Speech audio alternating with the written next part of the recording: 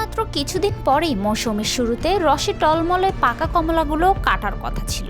ভালো ফলন আর লাভের আশায় দিন গুনছিল কমলার বাগান গড়ে তোলা কৃষক। এই বাগান ঘিরে তাদের পরিবারের হাসি ফোটানোর অবলম্বন ছিল। এর মধ্যেই ঘটে বিপত্তি। সরকারি বনের জায়গা গড়ে তোলা এই কমলা বাগানটিতে ৮ বছর ধরে চাষ করা হচ্ছে কমলা, আর তা সম্ভব হচ্ছে নিয়মিত মাসাহারা দিয়েই। কিন্তু এবার মাসাহারার টাকা পরিশোধ না করার কাল হলো কৃষক মোসাম্মদ সালমা বেগমের। এমনই অভিযোগ কমলগঞ্জ উপজেলার রাজকান্দি বন রেঞ্জের আদমপুর বনবিটের কালিঞ্জি এলাকার ৮ বছর ধরে তিলে তিলে গড়ে তোলা কমলা চাষী সালমা বেগমের। প্রতিবেদনে মোহাম্মদ আব্দুল কাইয়ুম, মৌলভীবাজার। সরজমিনের সূত্রে জানা যায়, মৌলভীবাজারের কমলগঞ্জ উপজেলার রাজকান্দি বন রেঞ্জের আদমপুর বনবিটের কালিঞ্জি এলাকায় বন বিভাগের উচ্ছেদ অভিযানের নামে একটি পরিবারের প্রায় ১,২০০ ফলস্ত কমলা গাছ কেটে ফেলার অভিযোগ ওঠে।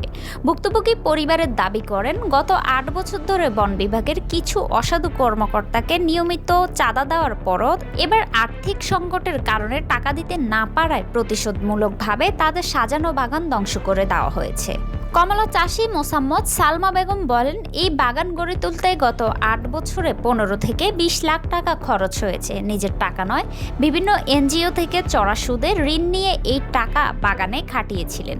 বড় রাস্তা খোলা হয়ে গেছে, বিশ্বাস করেন আমাদের এখন আমরা যদি পেটের দায়ে আত্মহত্যা করি, রেঞ্জ অফিসার, বিট অফিসার দায়ী। আমরা ঘরের ৬-৭ জন পরিবার, আমাদের বেশিরভাগ কালিঞ্জির সব মানুষ চাষা পোষা।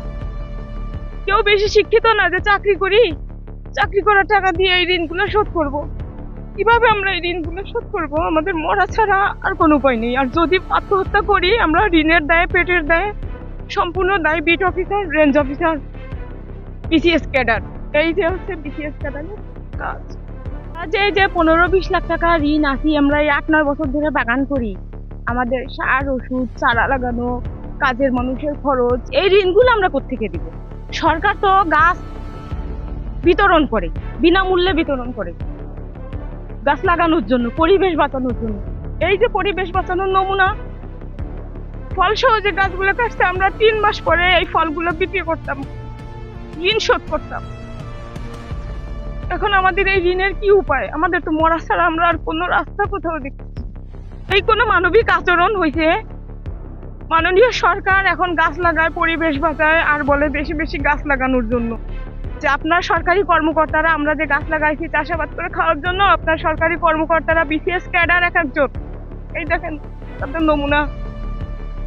আপনি বেতন দিয়ে তাদেরকে পুষে রাখতেছেন, আর আমাদের পেটে লাথি মারার জন্য। আর আপনি বড় বড় কথা বলেন যে গাছ লাগাবেন, পরিবেশ বাঁচান। পরিবেশ কাদের জন্য?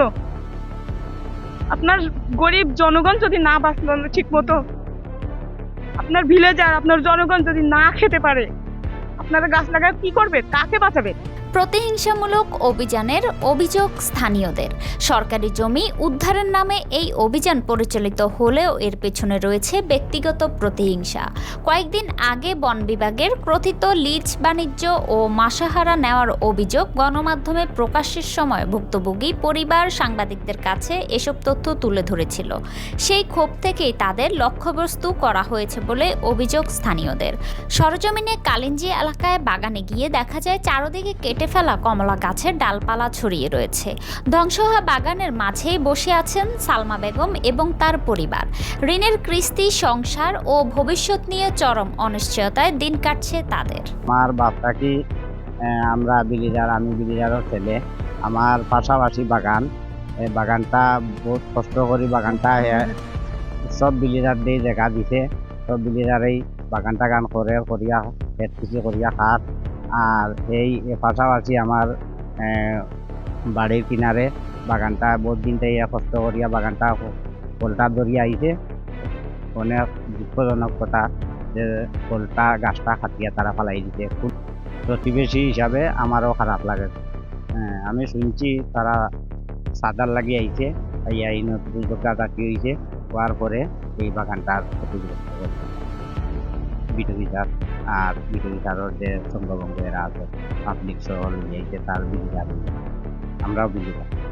এক বছরটা কি আমি ছাড়া দিয়া দিয়ে আসতেছি। এই বছর আমার আর্থিক অবস্থা খুব দুর্বল হয়ে গেছে। আমি টাকাটা দিতে পারিনি ওদেরকে, ওদের যেটা চাওয়া পাওয়া ছিল, ওই বিট অফিসার রে, লিঞ্জ অফিসার রে।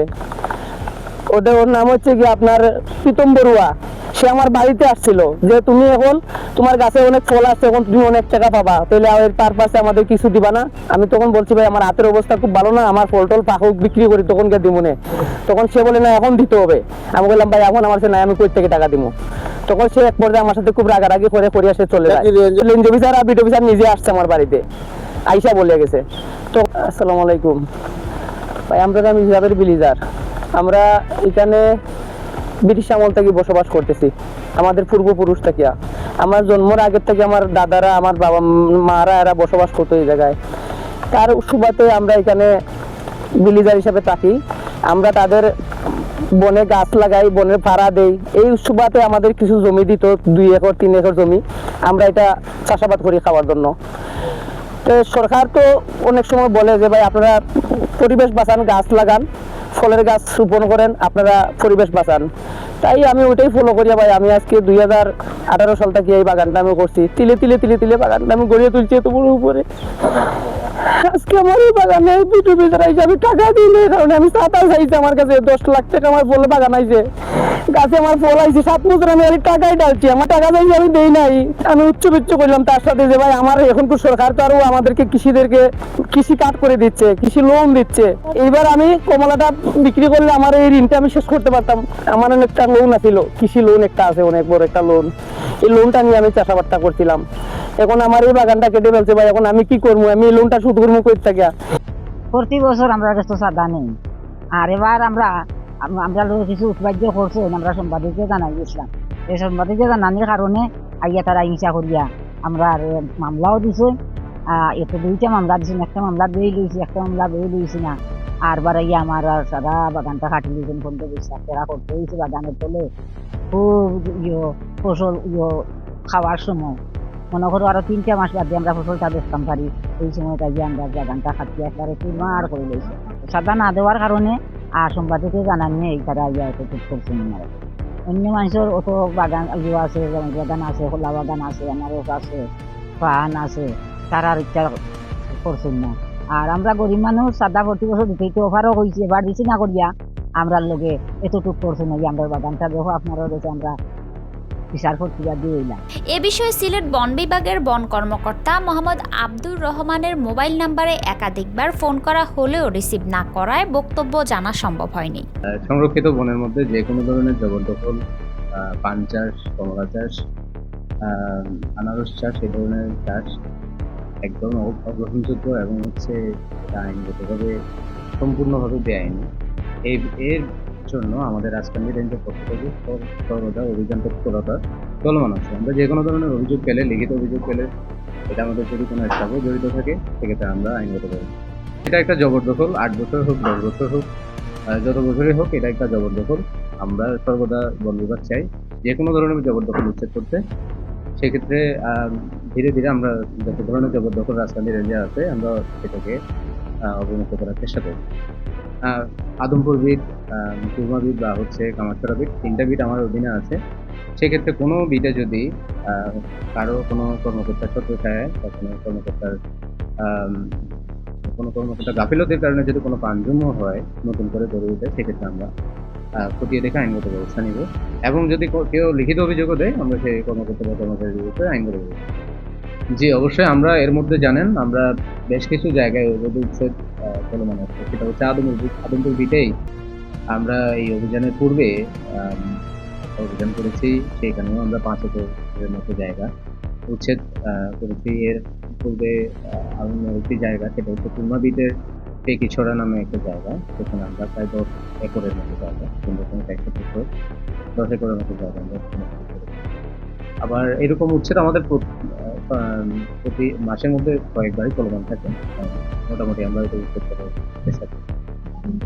এখানে অলিখিত লিস্ট বলতে যেটা অভিযোগ দিচ্ছেন সেই ব্যাপারে আমার কোনো লিখিত অভিযোগ নেই আমার কাছে। আপনারা কোনো লিখিত অভিযোগ পেলে বা কেউ যদি লিখিত অভিযোগ দেয় সেক্ষেত্রে আমরা আইনগত ব্যবস্থা নেব।